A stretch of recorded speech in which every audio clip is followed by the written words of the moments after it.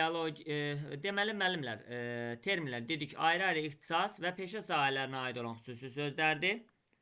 Ayrı-ayrı ixtisas və peşə sahələrinə aid olan sözlərdir. Bizcə də üzr istəyirəm.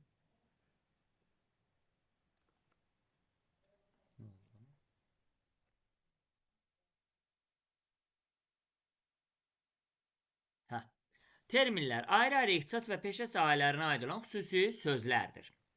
İxtisas deyəndə məhz fənlər nəzərdə tutulur. Azərbaycanda riyaziyyat, kimya, biologiya, fizika, yəni onlara aid olan xüsusi sözlər adlanacaq termin. Məsələn, Azərbaycan dilinə aid olan xüsusi sözlər, səslər, saitlər, samitlər, fonetika, leksika, morfologiya, sintaksis, isim, sifət, bunlar Azərbaycan dilinə aid olan terminlərdir. Riyaziyyata aid olan terminlər tangens, kotangens, sinus, kosinus, vurma, bölmə, çıxma, bunlar riyaziyyata aid olan terminlərdir. Kimyaya aid olan terminlər deyirik.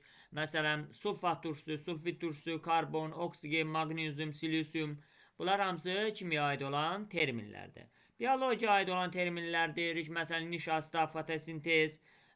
Bunlar da biologiyaya aid olan terminlərdir.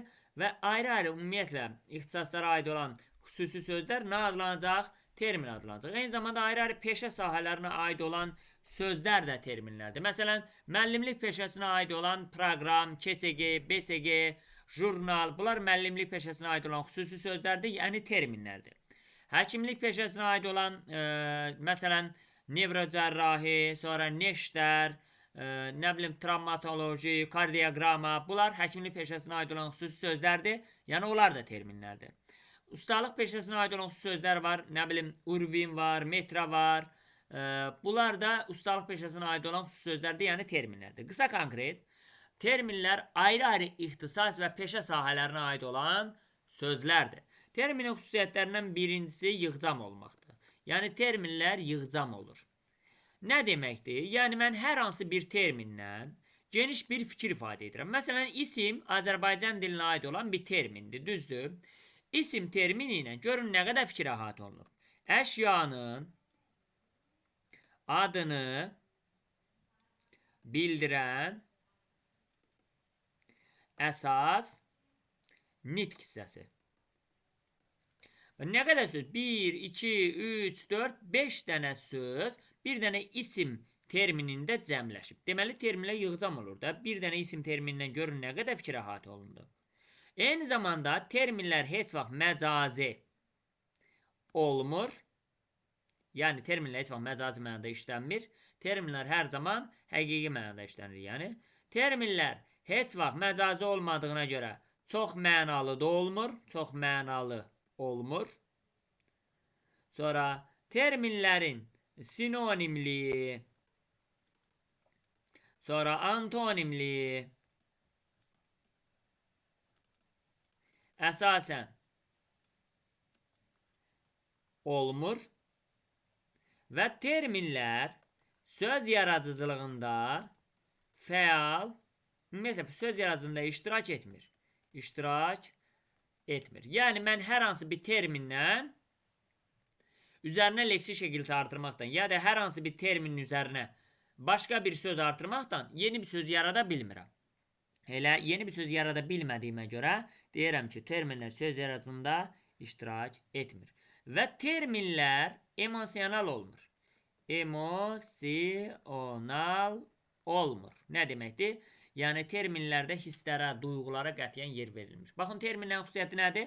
Yığcam olurlar terminlər. Məcazi mənada olmur. Çox mənalığı olmur. Sinonimliyi, antonimliyi olmur. Söz yaradıcılığında iştirak etmir. Və emosional olmurlar terminlər. Bu terminlərin özdə məxsus olan xüsusiyyətləridir.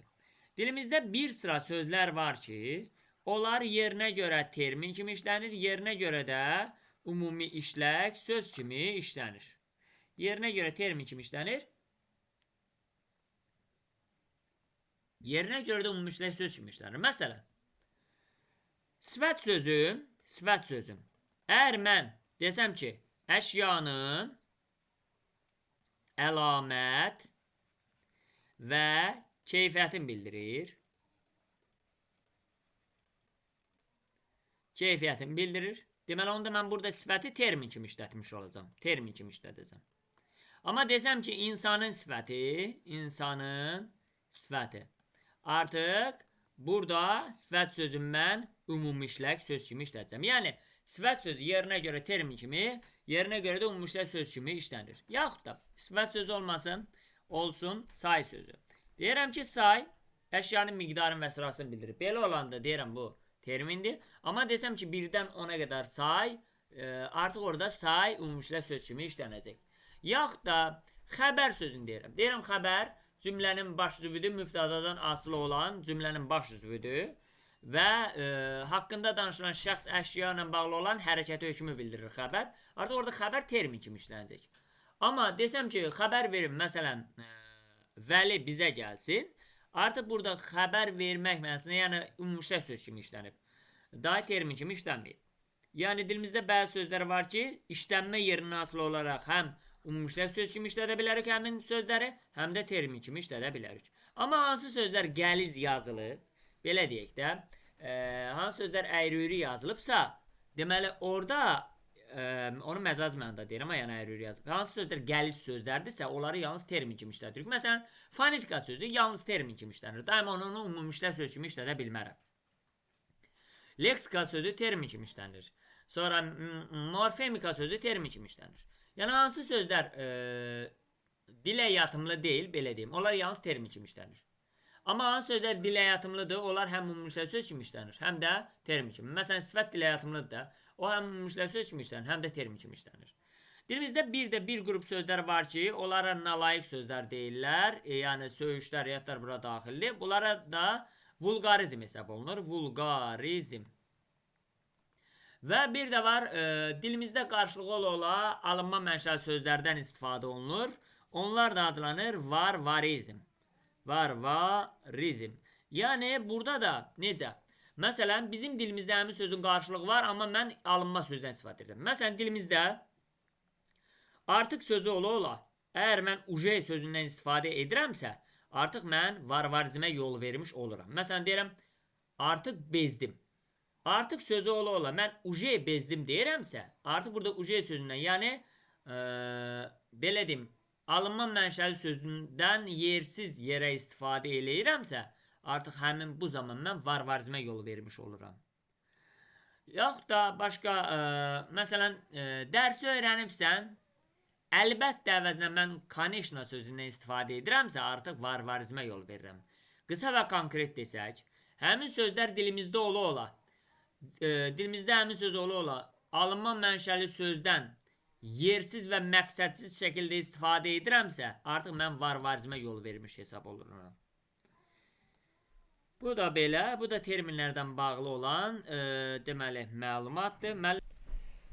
Deyir ki, frazoloji birləşmə. Yəni, birləşmənin frazoloji olduğunu tapmaq üçün ilk 3 şərti ilə bilmək kifayətdir. Bu da nədir? Yəni, frazoloji birləşmənin tərkibindəki sözlər məcazi mənada olur.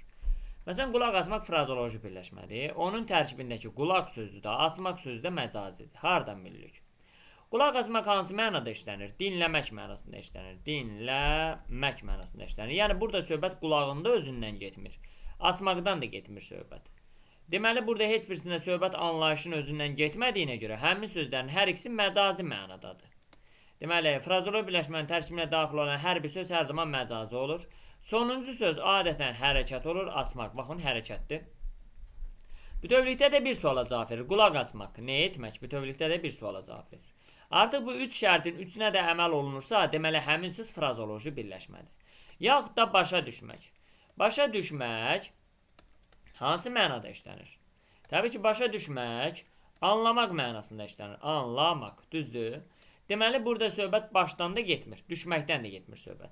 Anlamaqdan gedir söhbət.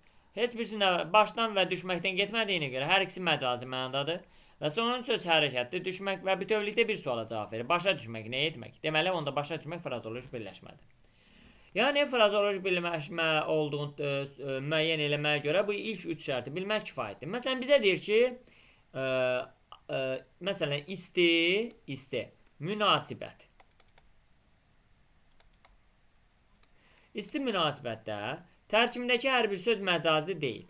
Bax, isti sözü burada məcazidir. Çünki söhbət burada istilikdən, soğuqluqdan getmir. Yəni, söhbət anlayışının özündən getmir. səmimi münasibət quranda ona deyirlər ki, isti münasibətdir. Yəni burada söhbət istiliyin, soyuqluğun özündən getmədiyinə görə isti sözü burada məcazi mənadadır. Amma söhbət burada münasibətin özündən getdiyinə görə münasibət həqiqi mənadadır.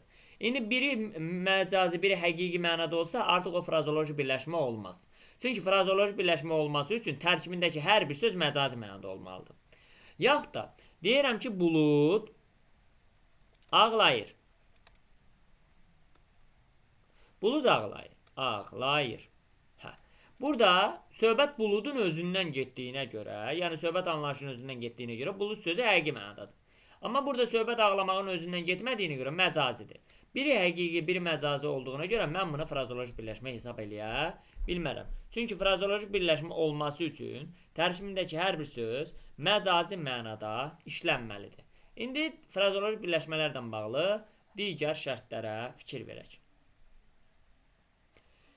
Elə qulaq asmaq sözünün üzərindən davam eləyəcək. Dedik ki, qulaq asmaq, bəli, tərkibindəki hər bir söz məcazidir, sonuncu söz hərəkətdir, bütövlükdə bir suala cavab verir və heç vaxt parçalanmaz. Nə deməkdir? Yəni, bunun qulaq sözünə ayrı sual, asmaq sözünə ayrı sual verə bilmərəm.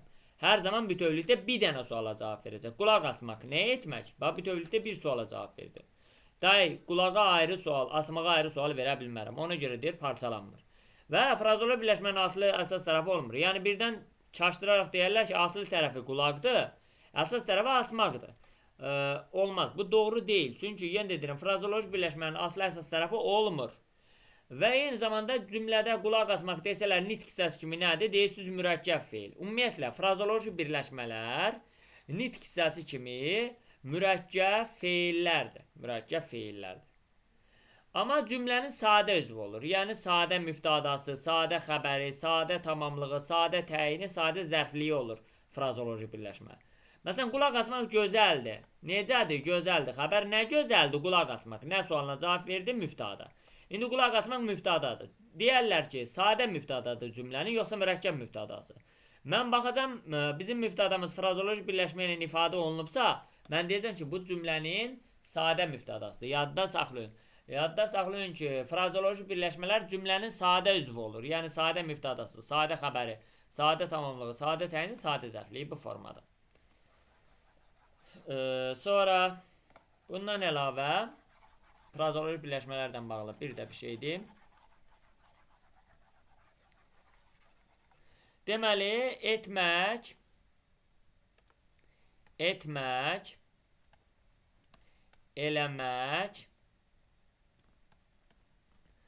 olmaq.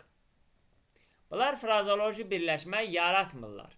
Yəni, məsələn, deyər ki, kömək etmək, kömək eləmək, yaxşı olmaq. Bax, bunlar frazoloji birləşmə yaratmırlar. Yadda saxlamaq lazımdır. Amma bəzi hallarda yarada bilirlər. Məsələn, bir deyirəm, kömək eləmək, Bir də deyirəm, ağ eləmək. Və yadda saxlayın ki, eləmək sözü, burada ağ eləmək frazoloji birləşmədir. Burada kömək eləmək frazoloji birləşmə deyil. Beyninizdə sual yerinə, ay müəllim, ikisi də eləmək sözü ilə yaranıb da. Niyə görə kömək eləmək frazoloji deyil, amma ağ eləmək frazolojidir? Bax, bunu rahat tapmaq istəyirsiniz. Etmək, eləmək, olmaq nə zaman frazoloji yaradır, nə zaman yaratmır. Bunu rahat tapmaq istəyirsinizsə, həmin o etmək, eləmək, olmaq sözündən əvvəlki sözlərə fikir verin. Əgər əvvəlki sözlər həqiqi mənadadırsa, deməli, etmək, eləmək, olmaq sözü orada frazoloji yaratmayıb. Yəni, kömək etməkdə söhbət köməyin özündən gedir, getmir? Gedir. Deməli, onda kömək sözü həqiqi mənadadır. Həqiqi mənadadırsa, onda kömək etmək frazoloji sayılmaz. Kömək eləməkdə söhbət köməyin özündən gedir, getmir? Təbii ki, köməyin özündən gedir. Deməli, kömək həqiqi mənadadır. Deməli, bu da frazoloji sayılmaz. Yaxşı olmaqda söhbət yaxşının özündən gedir, getmir? Yaxşının özündən gedir. Deməli, bu da həqiqi mənadadır. Ona görə bu da frazoloji yaratmaz. Amma ağ eləməkdə deyirsən, laf ağ eləyibsən. Yəni, bir şeyin şitin çıxardanda, ağın çıxardanda deyirlər ki, ağ eləyibsən. Yəni, burada söhbət ağ rəngin özündən getmir ki, düzdür. Deməli, burada söhbət ağın özündən getmədiyinə görə ağ burada məcazi mənadadır. Yəni, ağ eləmək burada oldu frazoloji birləşmə. Qısa konkret, etmək, eləmək, olmaq sözündən əvvəlki söz həqiqi mənada olsa, frazoloji birləşmə yaratmır. Əvvəlki söz məcazi mənada olsa, frazoloji birləşmə yaradır. Sonra məsələn, bizə müəllimlər belə bir sual verər, sizə sualdır. Yenə də deyirəm. Frazeoloji amonimliklərin deyilişləri, yazılışları eyni olmalıdır. Fərqli məna bildirməlidir. Amma mütləq frazeoloji, hər iki tayı frazeoloji olmalıdır. Ya, söz vermək. Baxın. Məsələn, deyirəm ki, söz vermək. Kiməsə söz vermək. Danışmaq üçün kiməsə söz vermək var. Bir də kiməsə söz versən ki, filan yerə gələcəm. Deyilişləri, yazılışları ikisi deyindir, amma fərqli məna bildirdi. Deməli, söz vermək sözü frazeoloji amonim oldu. Frazeoloji amonimlərin amonim tayı hər ikisi mütləq frazeoloji olmalıdır, müəllimlər.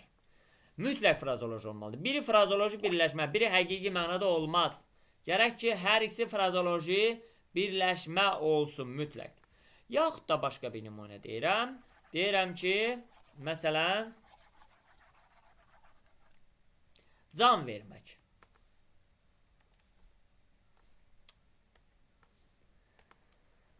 Can vermək. Can vermək, bir deyir, xəstə can verirdi, yəni ölürdü. Bir də deyirəm, günəş çiçəklərə can verirdi, yəni dirildirdi onları, dirildirdi. Hər ikisinin yazışı, deyilişi can verməkdir. Deyiliş yazışı eynidir, amma fərqli məna bildirir. Biri ölürdüyünü bildirir, biri dirildirməyi bildirir. Deməli, frazeoloji amonimdir. Frazeoloji amonimlərin amonim tayları mütləq frazeoloji olmalıdır, müəllimlər.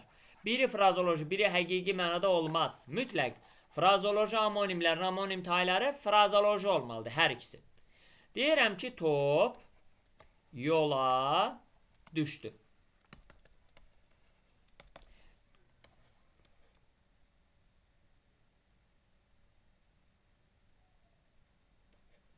Qonaq yola düşdü.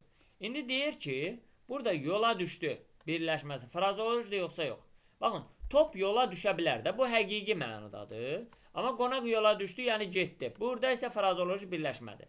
Biri həqiqi mənada, biri də frazeoloji birləşmə. Bunlar frazeoloji amonim ola bilər? Təbii ki, xeyr.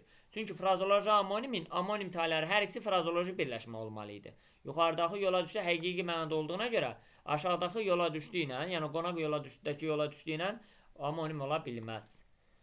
Sonra frazeoloji sinonimlərdə də sinonim tayların hər ikisi mütləq frazeoloji olmalıdır. Onun da deyiliş yazışı müxtəlifdir, eyni yaxın məna bildirir. Məsələn, deyirəm ki,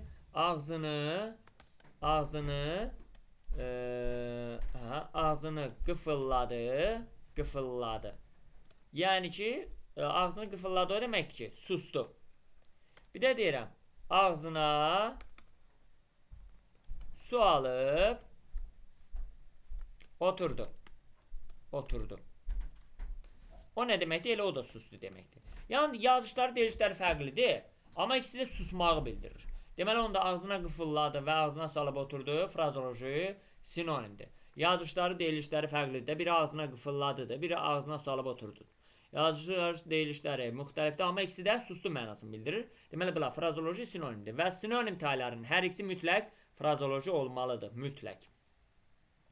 Biri frazeoloji, biri həqiqi mənada ola bilməz. Və frazeoloji amonimlərin də mənaca bir-birinə əks olan sözlərdir onlar da, amma antonim tayları, frazeoloji antonimlərin, antonim tayları mütləq hər ikisi frazeoloji olmalıdır. Məsələn, ağzını qıfılladı. Hansı mənada işlənir? Susmaq mənasında işlənir. Bəs yaxşı, dilotu yemək.